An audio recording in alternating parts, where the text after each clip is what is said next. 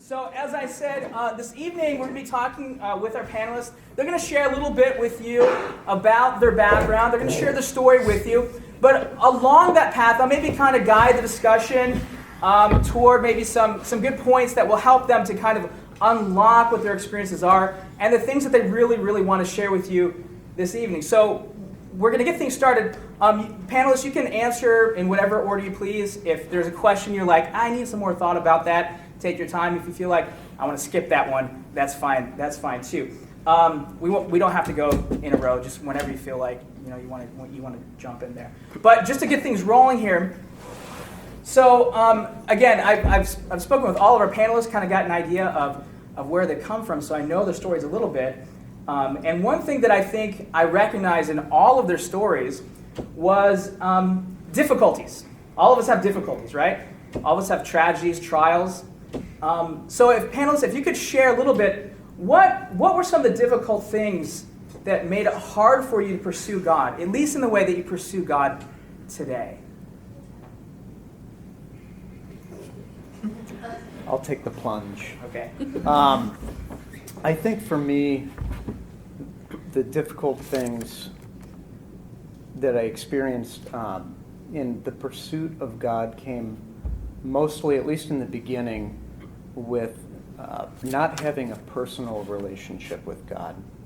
I grew up Catholic, cradle Catholic, like Sean said, and we were a faithful family, and I'll talk more about that, I'm sure, later. But religion never made it home, if that makes sense. It was kind of like an extracurricular activity, right? When you go out to the gym to work out or whatever, you do that, and then you go home, and your workout life stays at the gym. It was kind of treating it like that. So faith was not a central part. So I think that was the first big thing. But beyond that was my own sin.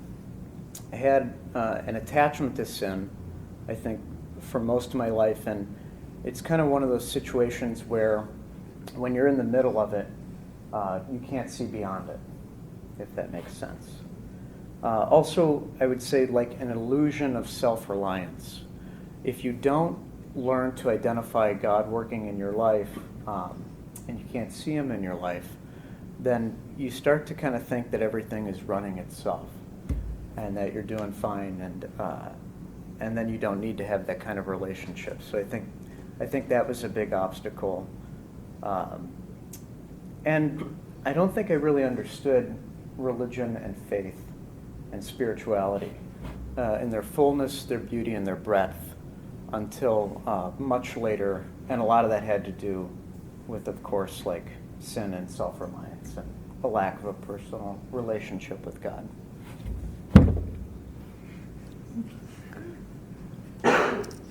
Okay. I guess I would say that, what was the question? Just what things, because I think a lot of people maybe in this room that are kind of still exploring, there might be some roadblocks to seeing if spirituality and religion can flow together. There might be some difficulties, some tragedies, some trials that made it hard to see any room for God or any point in God being in your life. So what difficulties, what things made it difficult to pursue God, at least in the manner that you're doing so now? Okay. So I definitely had some issues or some trouble coming out of high school with my relationship with God. And when I came to college, especially the Newman Center, it was very hard to see. I mean, it was hard to see the Newman community because everyone seemed so comfortable in their faith. And here I was, I didn't feel like I belonged. And I would smile and, pretend like everything's okay. And, try and fit in, make sure nobody knows that you're an outsider, that you don't belong. But at the end of the day, I struggled with my own faith journey because everyone else, it seemed to come so easy. So I began to question why is it so hard for me when everybody else seems to have it, all together, as the phrase is.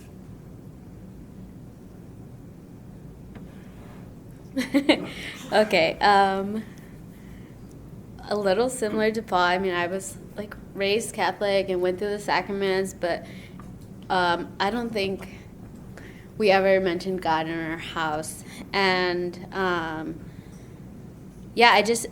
had never really had Christian friends, so I didn't know what it really meant to like be a Christian and to live like a spiritual and religious life. And then I couldn't understand suffering and trials. And my freshman year of college, I was raped by a classmate, and like, as you can imagine, it destroyed my whole life. And so I could not possibly understand like how God could love me after that happened. And so I for 7 years didn't tell anyone and just like hated God, and just like lived this life of sin and like did drugs and everything on the spectrum to like numb this pain. And and still like no one told me it was wrong, or like no one tried to like help me. And I had yet to like really meet people that not only believed in God but like really were following him. And so and all that like came, like, I didn't meet any really Christians, I think, until I came here to grad school, which was like 3 years ago. And then that like totally changed my life. But yeah, like suffering is just, you're like, why? And I mean, I still obviously ask the question all the time, but like I know that there's a reason. And so and like I didn't actually know, like, believe that, I kind of believe that God existed, but like Jesus was never a real person. And so like having that relationship has brought healing for the first time ever, and it's been awesome. So maybe kind of building off of that, I mean, you share some pretty intense things, and you talk about pain and wanting to kind of escape from that pain. But that spirituality, God, wasn't really something really present there. So maybe for all three of you, did you at any of these stages in your life see a connection between spirituality and happiness? Did you see happiness having anything to do with having a spiritual life? Do you want to go first this time? Sure. Yeah, so I mean, as you can imagine, like, I was just so sad and like heartbroken, and I was doing all these things to like numb the pain, and I thought I was happy, but I really wasn't. And it was because like these things that I was seeking weren't permanent, right? And they're just like, you're just like, yeah, have pleasure for like 5 seconds, and then you're like, why does this feel wrong? And so yeah, I was like happy in moments, but not truly. I didn't have like true joy in my life.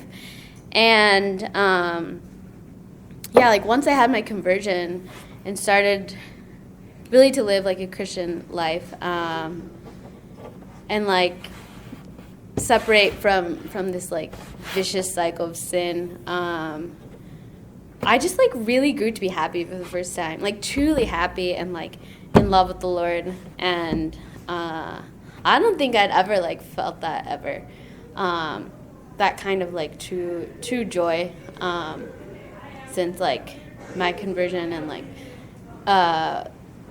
spiritual relationship like with the Lord. So,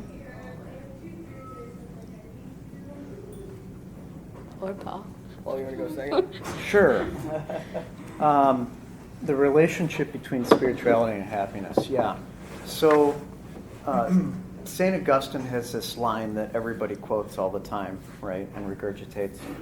And that is that, we were made for God, and so our hearts are restless until they rest in God, right? And I think a way to describe myself, especially throughout high school and a good portion of undergrad, would be that not knowing God's love on a personal and individual basis. Anybody, this probably is applicable to anybody here. If you don't have that knowledge, there are a lot of ways that people try to pursue that. Krystal talked about, finding, peace or relief in that through pleasure. For me, it was kind of ambition and achievement. And so one thing that I noticed, actually, and this I think is going to become maybe a common theme between the three of us, when I arrived here, and I'm sad to say that was over 10 years ago now, was I started to meet these people that had this joy to them. And it was very bizarre to me. And being awful at the time, as I was and still am now, I had nicknamed them the Churchies. And so I was trying to figure out, what is it that these Churchies have, this joy thing, that I'm not doing? And so, it was kind of an interesting thing, because to go back to that point that I opened up with, when you find what you're made for, there's no need to chase after anything else anymore. It really delivers you peace. And people can define happiness in a lot of ways, and they do, whether it would be wealth or pleasure or whatever, but it's never enough, and it kind of keeps galling them. And so the thing that I noticed about people of faith is that there was never this missing component or this unfulfilled element with them. They were just happy to be, if that makes sense.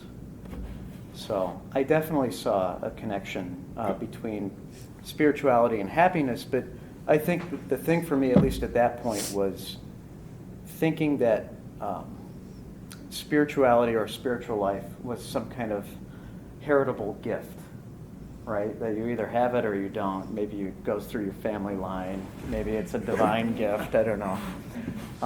But that some people are just spiritual and others are not. And I think that was a kind of an obstacle to maybe my personal pursuit of what I identified as being true there. Okay.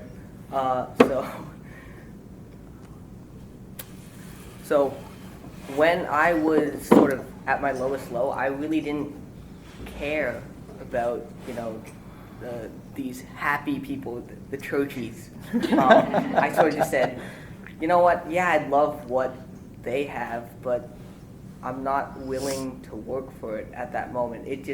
Religion sort of took a back seat, and, other aspects of my life got harder, and eventually it reached a point where I just couldn't deal with the stress. And I told myself that I needed to find a quiet place. It didn't matter where, a quiet place to just think and decompress. I tried many places, tried libraries, coffee shops, which were not quiet at all, and just any place I could find. So it eventually led me to the chapel. And it started out just being, it was a chapel, but, more importantly, it was a quiet place just to think and decompress, talk to myself about whatever was ailing me. And it sort of just became a regular routine.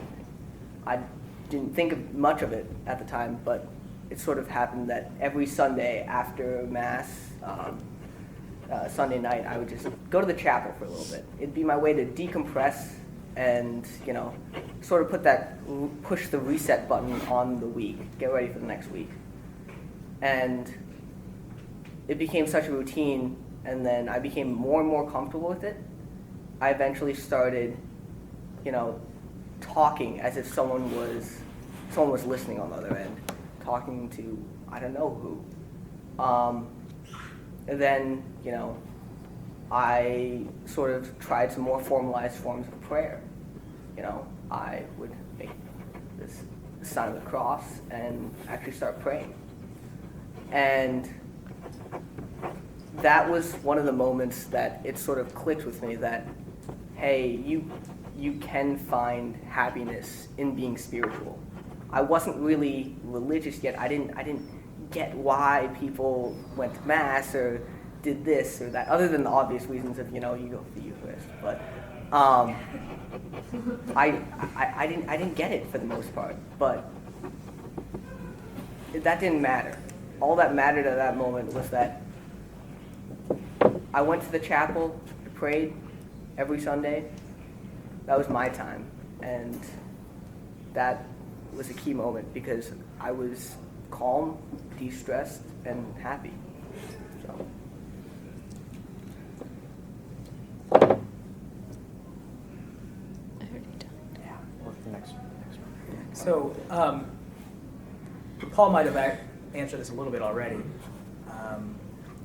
So what I'm hearing from the three of you, Paul, you're very ambitious, looking at achieving high things. Mm-hmm. You're kind of chasing after the kind of glory of that, right? Sure. And then you discovered, these churches, this happiness, right, that you wanted. Right. Krystal, there was kind of this pursuit of escape, right? And before you moved into, exploring God, exploring spiritual life. Jon, maybe what I'm hearing is chasing after maybe a sense of belonging, and then discovering maybe some potential in the spiritual life. So, as you all three move from those pursuits, what were the pursuits of the spiritual life? What were you chasing in the spiritual life, and maybe what were some of the most pressing questions to that pursuit? I don't want to go first. You want me to go? I'll go. So I don't know if this is a fair characterization, but maybe you would have considered yourself first spiritual before you were religious. And Yeah. maybe Krystal, we talked about this before, so sorry. This isn't like a brilliant moment I'm just having. Maybe you were, I don't know, not spiritual or not religious, right? I was on the end of being religious but not spiritual.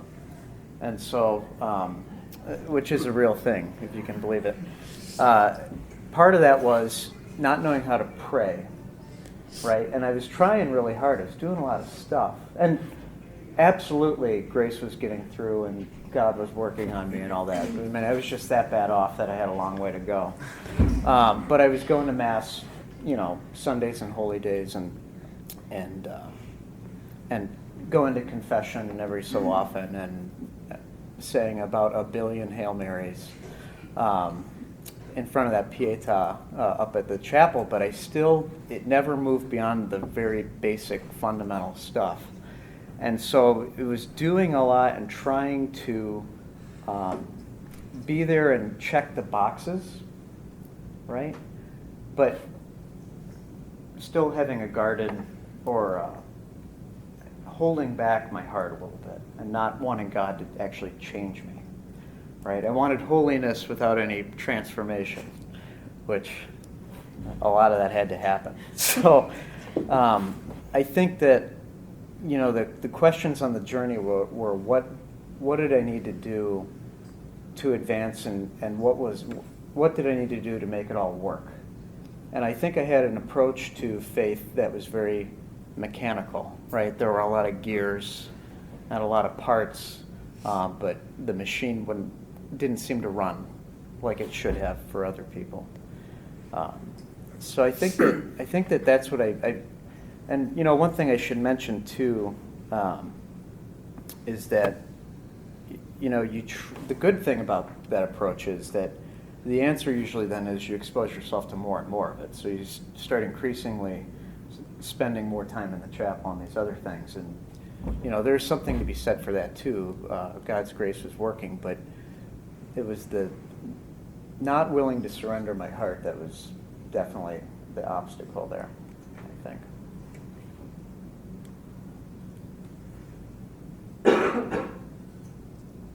Okay. Yes. So, what was your question? What were you maybe pursuing Oh, okay. in your exploration? And Great. what were the questions that Yeah. you were addressing.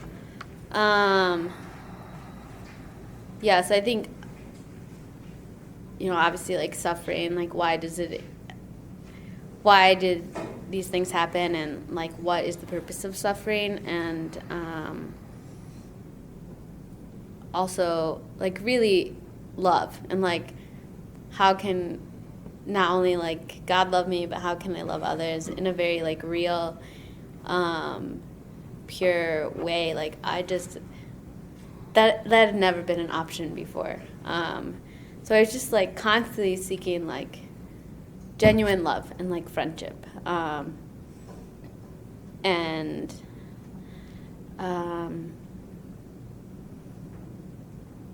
I don't know, I think just, like, growing in my relationship with God and learning about Jesus and his life and just, like, in the ways that he suffered, and everyone suffers in their own way. There's, like, actual purpose to it, and finding peace in that, and, like, being forgiven and learning how to forgive were just, like, things that I had no idea to do. And then when I came back to the church, I just started, like, I read, like, a Catholic book every week while I was pretending to not, like, be Catholic, and it was just, like, it was so fascinating, and the stuff I was reading, like, no one had ever told me, and I could not believe these things, like, existed. And yeah, I just, like, I knew in my heart and, like, after prayer that it was true, and then I just continued to, like, search and try to answer those questions. Okay. So I would say that my main questions that I would always ask myself were, why would I believe, like, what's the argument for believing in God? How can a just God allow such terrible things to happen? I spent a lot of my earlier years just being angry with God because, I was born with a congenitive eye illness, so I'm blind one eye. Not really a full disability, but at the same time, it's not something trivial. At least I don't think so. But I spent so much time just being angry at God. Why is there a God? If I'm really made in God's image, why can't I see like everybody else? Or, like, why can't I do these things like everybody else? And I just had so many questions, these big name questions. And it just resulted in me getting angry. Yeah, sure, I'd probably asked a few priests or something, but at the end of the day, it just wasn't sufficient enough for me. I don't know why. It just wasn't. And these questions were so daunting, and that's what I feel is, like, one of the barriers to, getting to that spiritual level or even being religious. Because there's so many people that don't have these questions answered, but they're just open to figuring it out, open to sort of keep chugging along on their way. And it was that moment in the chapel when, I sort of got that tiny little, inkling of happiness where the big questions didn't always seem to matter. Yeah, they were there, but they didn't matter so much as just making progress towards a goal. I don't know where, I don't know what it is, just as long as I can keep taking steps forward.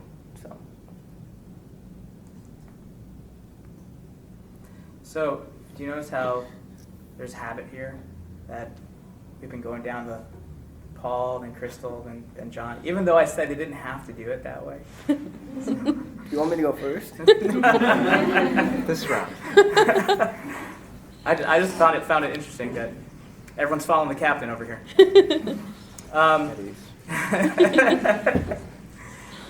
So, Krystal and Jon, you guys have some similar you have some similar pursuits. You both had questions about suffering. You both had questions about, why things happen in this manner. Paul had some pursuits of the heart, right?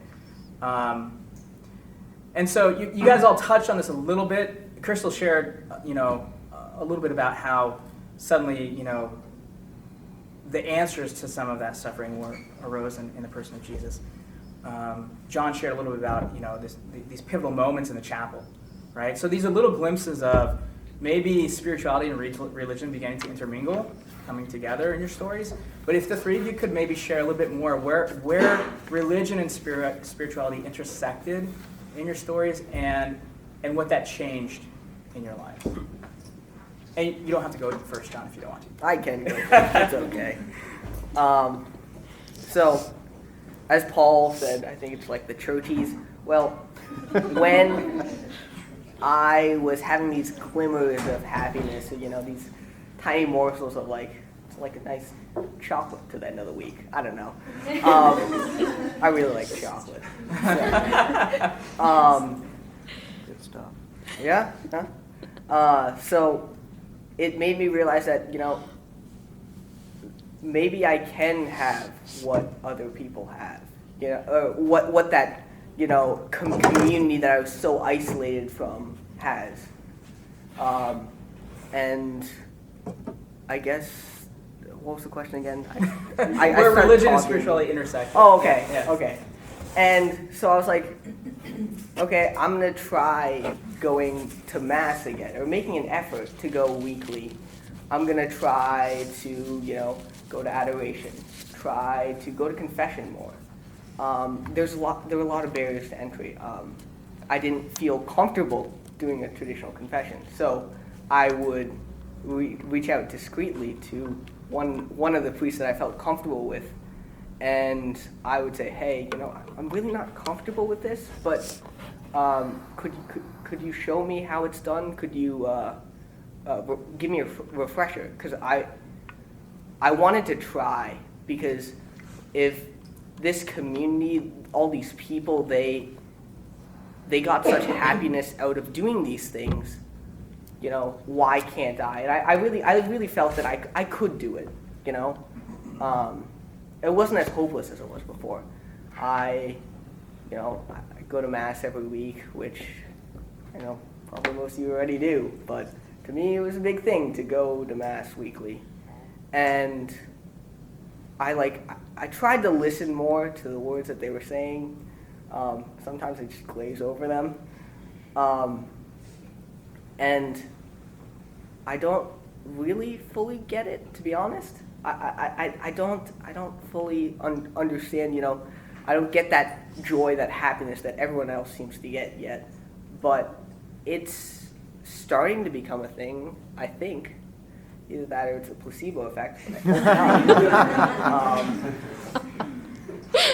So, yeah, I guess that's where religion sort of creeped into my world. I started off being spiritual, and just through these avenues of just being open to trying new things, open to these ideas that, everybody else has been able to derive happiness from, derive peace from, so maybe I can too.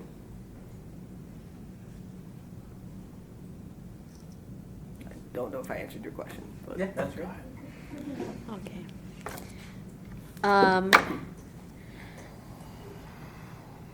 Great. So right before grad school, this is kind of like the turning point of my spark for conversion. I was dating this kid, and he was super Protestant, and and he was great, and he was faithful and chaste, and it was the day before I was already here for the summer, but it was the day before classes started for grad school, and we had been dating for a year, and we were talking about where our relationship was going, and he was like, do you have to get married in the Catholic Church? And I was like, duh, I'm Mexican.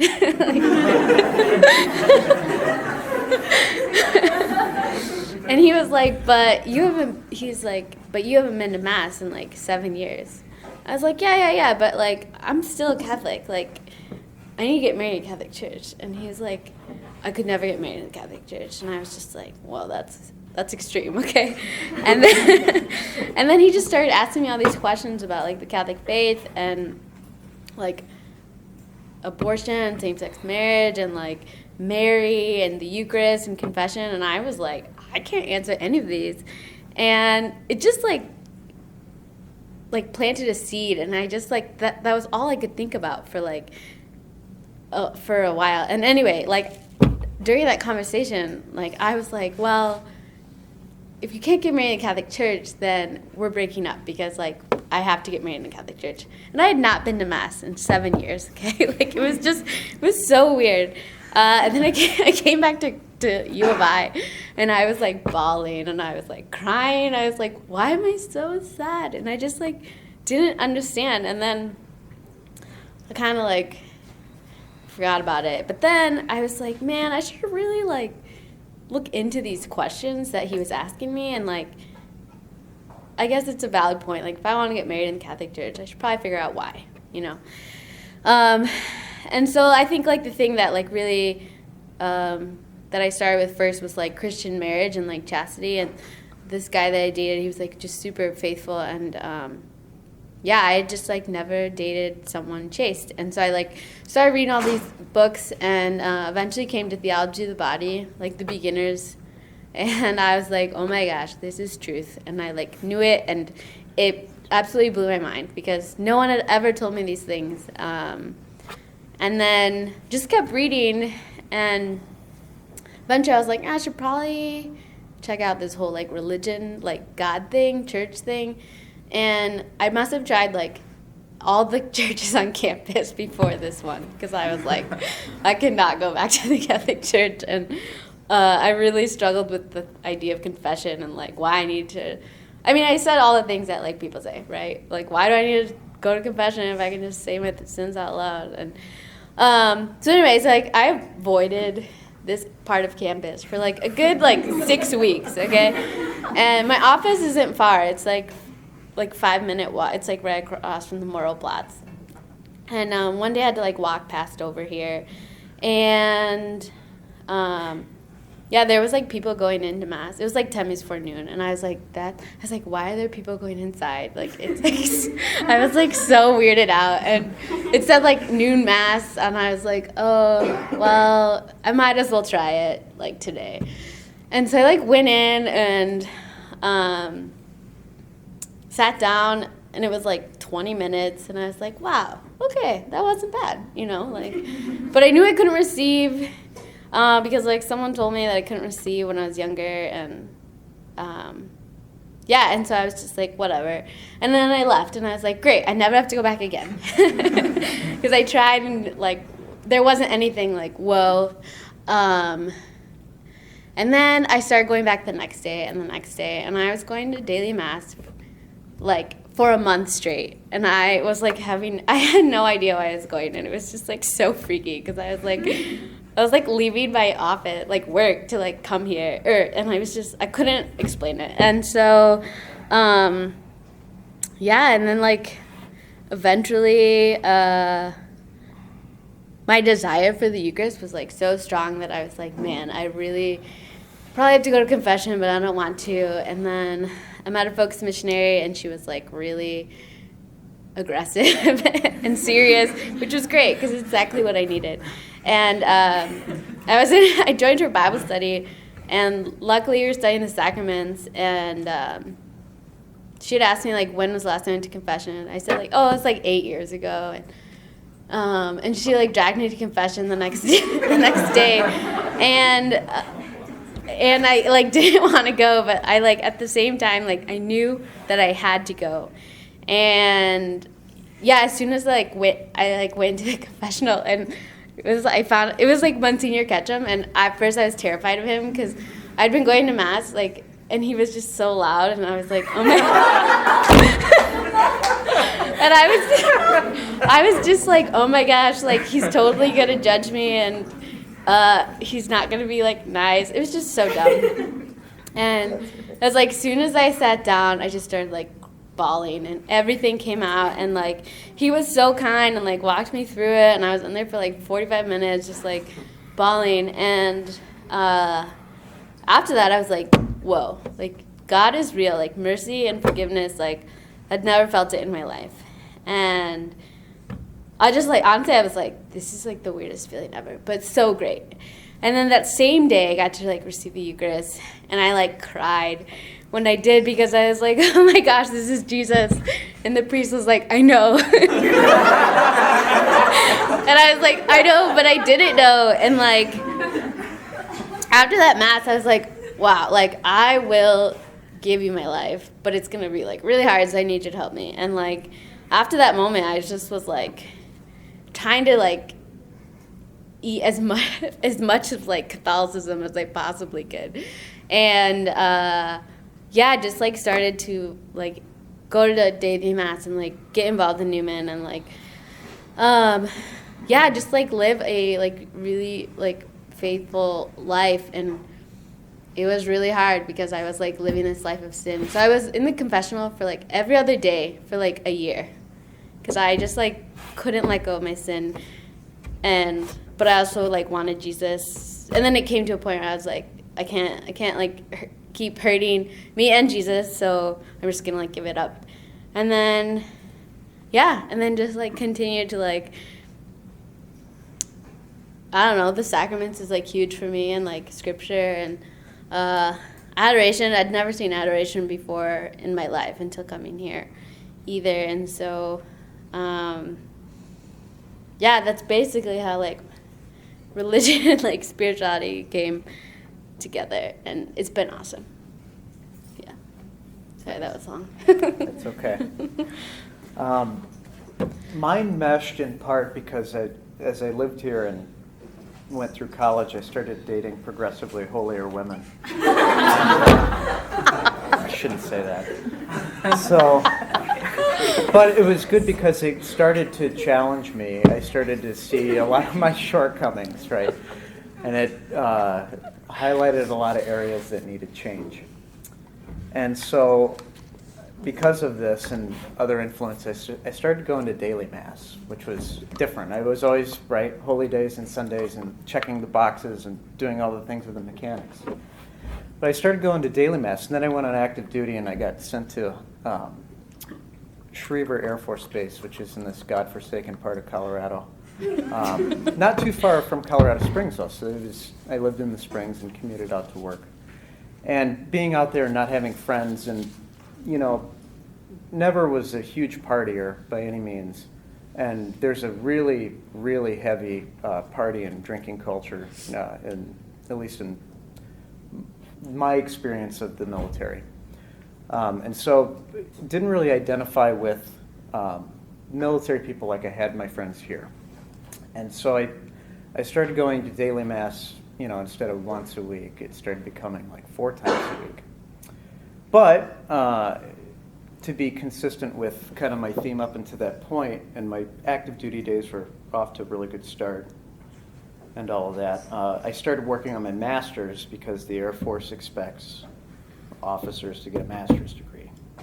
They don't care what in. You just have to have one. So I started doing that, and one night I was out at a friend's house working on homework, and as I left, I weaved through this cookie cutter subdivision and made my way out and came to this 4-lane highway. And so I pull up to the stop sign, and I look, and I adjust the radio, all classical 88.7 KCME. And I look right, and I see cars way off in the distance, and I'm thinking, okay, let them go by. And I look left again, and I see cars, I think, way off in the distance, but I don't see anybody else. And I look right, and the cars that were way off in the distance were a little bit closer, and I start to pull out, and I had an impact on my driver's side door. I thought I got hit by a truck. And so what's interesting is there are 3 stages to the spiritual life. They're purgation, illumination, and union. And purgation is the phase where you strip away all the things that keep you from God. Mother Teresa said something to the effect of, to have humility, you have to know that you are nothing. And so my car stalls out, and I try to turn the key to see if it'll start because I can tell the engine's off. And I can't. I'm disoriented, and I had glasses on that night, and they had been dislodged from the wreck, and I try to get out my driver's side door, and I can't. And so I start to crawl out of the car through the passenger side. And I get out, and I look, I walk around the car, and I look on the pavement, and I see a motorcycle completely in flames. And laying, probably, I want to say 15 feet or so from that was the motorcyclist on his back. And he clearly had to have been already deceased at that point. And the first thought that came into my head was, my life is over. And then had a little bit of guilt about that at that moment, but there's somebody laying there, and your hope is that they're still okay to some extent. So other cars, it took me a while to get out of my car. Other cars had pulled up, and somebody had a blanket, and because he was so close to the motorcycle and it was really on fire, we got his body after we braced his neck and put him on the blanket and drug him away from the flames. And people started in on CPR. Later that night, because the cops come and the news cameras and trucks showed up, I was sitting in the squad car, the back of the squad car, and I got thinking about what my first reaction was, and how it wasn't immediate concern for the man laying on the ground who had just, this, and it wasn't about the fact that maybe, and as this was the case, that this whole ordeal had left a 12-year-old girl without her dad, but it was about myself. And so, among the wreckage of that accident that night, also was shattered, I think, my idol of self-importance. And so this was the beginning of the purgation stage for me, and realizing that I was nothing, right? I went into work the next day, and I had somehow managed to not break down yet. And a lot of this is probably shock, right? So I go into work, and my squadron commander sees me, and she's just really upset that I'm there. And they, of course, that night had sent a friend over to my house to make sure I didn't, kill myself or anything. The Air Force is very good about that. But I went into work, and I was fine, and I was at my computer, and I Googled, of course, to see if the newspaper accounts, because I wanted to know who this person was. And I started finding out, 47-year-old man. I found out later he was coming home from an AA meeting that night. But I was holding it together, and then they brought the chaplain up, and he was a Baptist. And so I'm in there with this Baptist chaplain. He's a Southern guy, and he's like, "How are you doing? Are you okay?" And I'm like, "Yeah, I'm okay, all things considered," and I'm trying to get through there, get through the motions. I start talking to him, and of course, before I went into work, I'd called two people, a priest friend of mine, and my lawyer friend, right? And so this is the second person of the cloth, you might say, in a way, that I'm talking to, and I've still managed to hold it together. And anyways, sorry, I'm going way longer than I ought. I said, "Well, how am I going to get through this, or how am I going to rebuild, or what am I going to do?" And he just, he gave the exact right answer, but it was the one you didn't want to hear at that time. "I think God's grace." And for whatever reason, I wanted to be upset with him because that didn't give me anything to do, right? But for some reason, I just started weeping uncontrollably, and that finally the shock got broken through. I think I cried basically that entire day, and went home eventually after my friends realized I was fine and not gonna, do anything drastic. And so my mom had flown out after she heard about it, and I remember her coming into my house. I'd left a door unlocked for her, and she patted me on the back when she saw me laying in bed, and I was just collapsed there from exhaustion from all the crying. And fell back asleep, and the next day she made breakfast and all that. But what started to change, and I think in the way that it came together, is because of getting those things stripped away, I started to be able to identify God's love working in about, every moment of my life, through the actions of other people, through the things that I experienced. I started being able to be thankful for, air. Right? Your perspective changes a little bit when you go through these things. And it wasn't, I like to tell the story as if it's like this Paul on the road to Damascus moment, right? But in a certain way it was my wilderness years that followed that. I had to kind of spend about 3 years, the rest of my active duty time, figuring out what had just happened to me and what was going on. And thankfully, there was this event that I really didn't want to go to, and of course I kept going to daily mass, and that was really helping a lot at the time in the sacraments. But I went to this thing I really didn't want to go to at this very, I hate to say the word because it's not a good way to put it, to make it a pejorative, but a very liberal Catholic church in Colorado Springs, and it was called Exploring the Spiritual Life. And I was like, oh man, what is this going to be? Some guy's going to be in there with bongos. And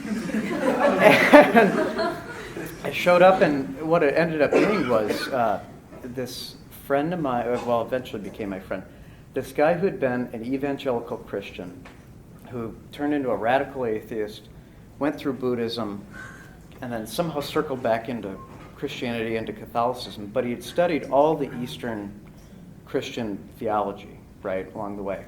And so we were kind of perfect because he was still trying to make sense of Catholicism, and I had that. I had scholasticism down. And he had all the spirituality parts. And so through that friendship, the missing components came in. So between God's mercy through the aftermath of that wreck, which kind of felt like a cogwheel into the mechanics of my faith, made everything run, and somebody who acted as a good spiritual father to pull me along the way. That's where everything came and blossomed. So we need to wrap up here in a few minutes, but maybe what we can do is throw one last question at the three of you. Sorry. John, you talked about kind of some of the beginnings of peace, and Krystal had a very beautiful testimony about, peace and mercy and freedom in the sacrament of reconciliation, of confession. Maybe the three of you, in conclusion, can maybe throw out there one or two things that in your journey you discovered the most peace, you discovered the most freedom and mercy, and why you think you found it there.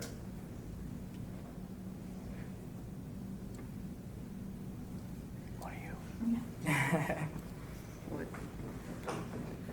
Can you repeat the question? Sure.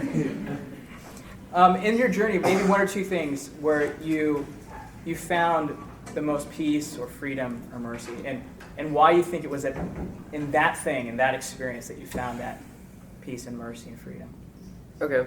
I guess I could say one of the really defining moments for me was when I was part of a retreat team called Koinonia. I'm sure you're all familiar, most of you.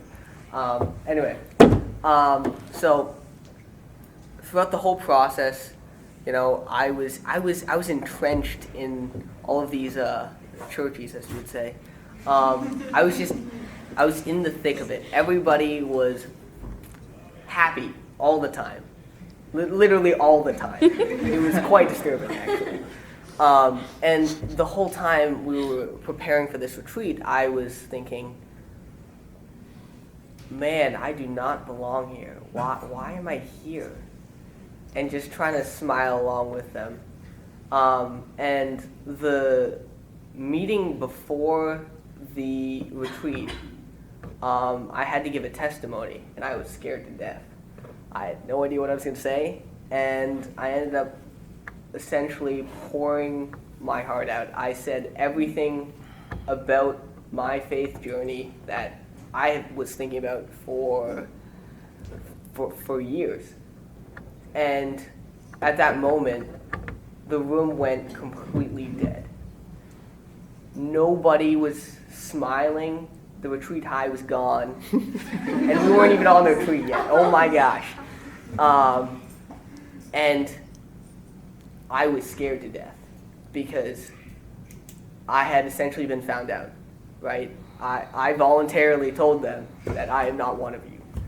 And I didn't know how they were going to react. And then once everyone came to, after a little bit of silence, one by one, they sort of just, they sort of said, it's okay to not have it all figured out.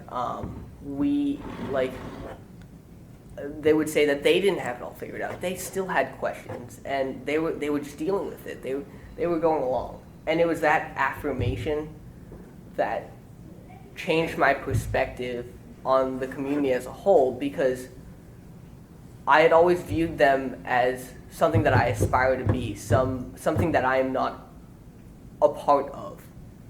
But it was at that moment where I realized that they wanted to welcome me.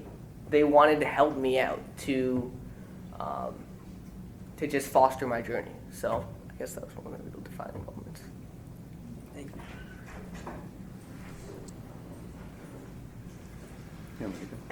Okay. For me, I think the important thing has been this notion of surrender. So we talked earlier about people always want more, right, to try to fill a void or whatever. And to a certain extent, the spiritual life is the same, but in a different way. God is a relentless lover. And, the closer you grow to his heart, the more you're required to give of yourself. But the good thing is it becomes more and more effortless the farther along you go. So for me, freedom and peace and mercy come with how close I allow myself to remain to God. And this is not to say, and maybe others would agree, this is not to say I'm anywhere near holiness or sainthood or anything like that. Much farther along in the journey than I was. And so for me, that element of spirituality as it relates to religion has been the most rewarding because it makes all the other things that people worry about, right? Like, am I ever going to get married? Who would I marry? What am I going to do with my profession? Do I deal with XYZ financial issue, blah, blah, blah. Those things don't go away, but the burden of them goes away when you grow closer in faith to God. So I think that's ultimately what I would say is big there.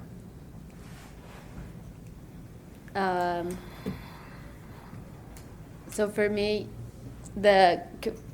confession and the Eucharist have just been huge, and the Eucharist, sometimes I'm like, Jesus, is that really you in a piece of bread? It blows my mind. And it's just, when I'm in his presence, I'm just so at peace. And also kind of similar to what Paul said, we have all these things that we're trying to figure out in our life. And even though I still try to do that, I'm also well, you know what, I can't. And God's going to have to do it for me. And it's just such a relief to know that God is taking care of you. And then lastly, it's just true Christian friendship. I have really good friends from growing up, but I don't think I'd ever had friends like this who we can not only have things in common and hang out and have fun, but just also love God and be religious like together. Like it's awesome. And so I've really been able to have like great friendships with men and women, and really see them as like brothers and sisters. And for me, that's been like one of the most healing things, and like it's a beautiful example of God's love, because sometimes like, you know, like we all have these things going on in our lives and you don't really want to tell your friends because you're like, I don't want them to judge me, and they're thinking the exact same thing. But just that like growing together in like holiness and like is really awesome. Thanks to all three of you. I hope you all have felt the solidarity with these three individuals tonight that I have. You guys have been really vulnerable with us, and you've shared some pretty tremendous things, some pretty deep things. I thank all three of you for that. Thanks, Sean.